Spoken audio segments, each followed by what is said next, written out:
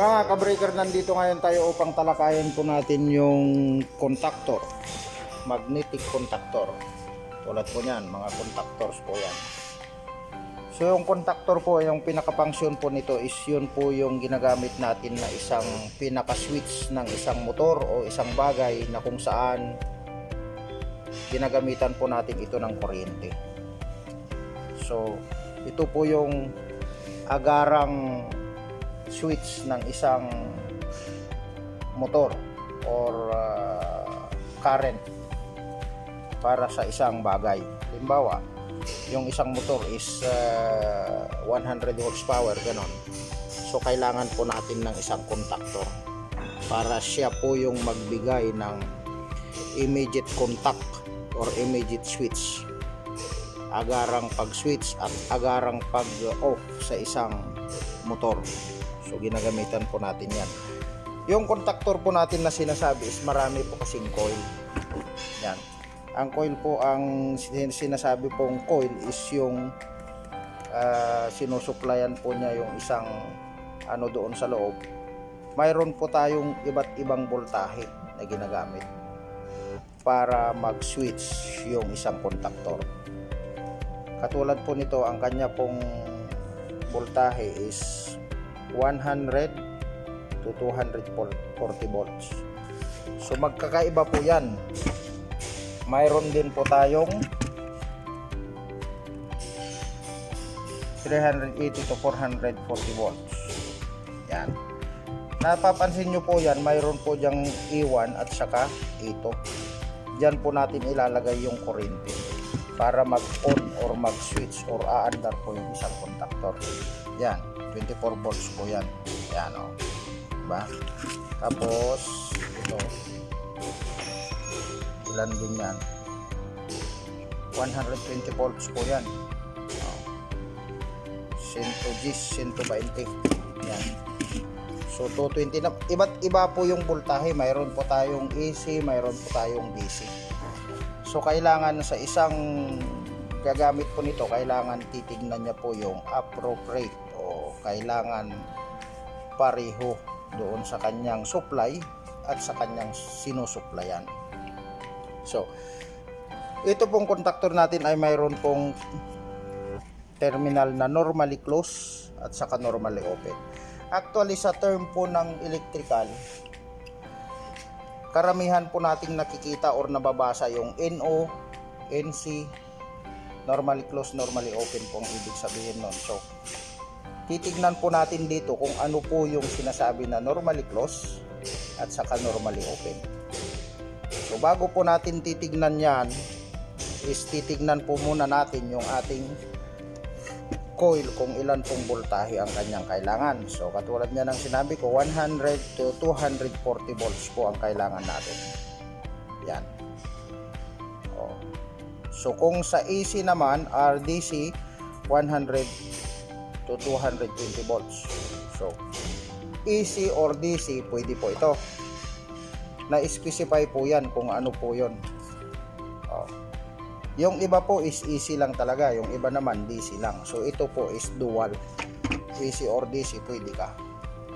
Ngayon, ito po yung contact ng normally close. Yan. Titignan nyo po. Itong nasa ibabaw. Yan.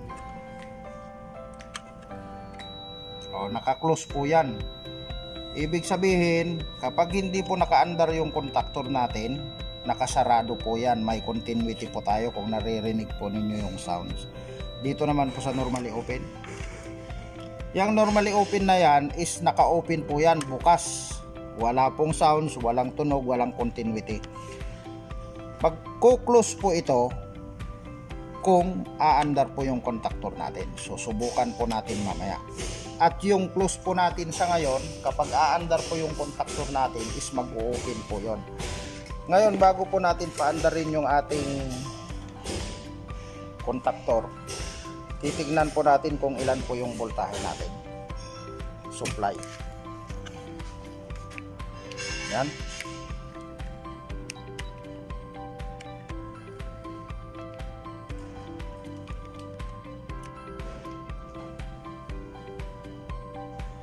So 223.5. So okay po yan. So i-on po natin yung ating contactor. Tingnan po natin kung mag-on yan. Yun. So nag-on na po yan. Nakapag-on na po yan. So titingnan po natin yung normally close kanina. Sa ibabaw po yun. Titingnan po natin kung ano nang nangyari. Yan, naka-open na po yan. So yung normally open natin kanina, titingnan po natin kung naka-close na ba. Yan. So yan po yung normally open, normally close. Actually, sa susunod po na mga video natin, patungkol po sa contactor, is tatalakayin po natin yan isa-isa kung ano po yung kanyang gamit. Bakit po nandyan? Sa ngayon, nirikta lang po natin yung 220 volts, nirikta lang po natin sa coil para makita lang po natin kung paano po aandar or paano mag-start yung ating contactor. Sa susunod na mga video po natin is titignan po natin yung iba't ibang function naman. Normally open, normally close, o paano pa natin papaandarin ito na may push button. So isa-isahin po natin kasi hindi po natin matatalakay ng isang basis lang yan. So at least may pasiuna po kayong info kung ano po yung gamit, ano po yung paano po aandar. Ngayon i-check po natin yung voltahe mismo doon sa coil kung ilan.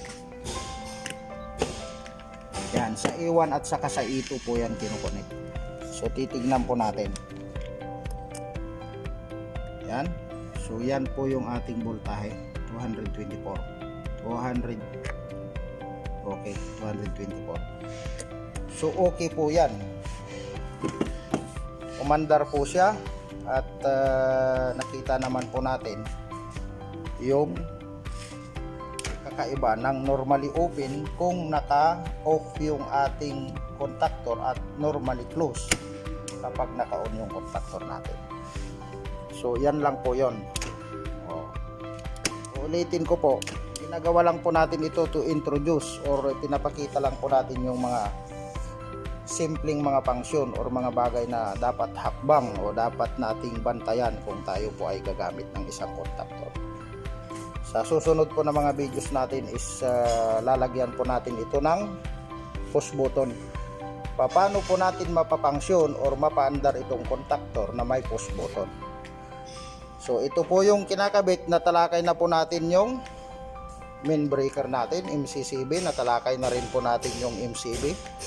Contactor naman po yung tatalakayan natin. So from MCCB supply, dito po yung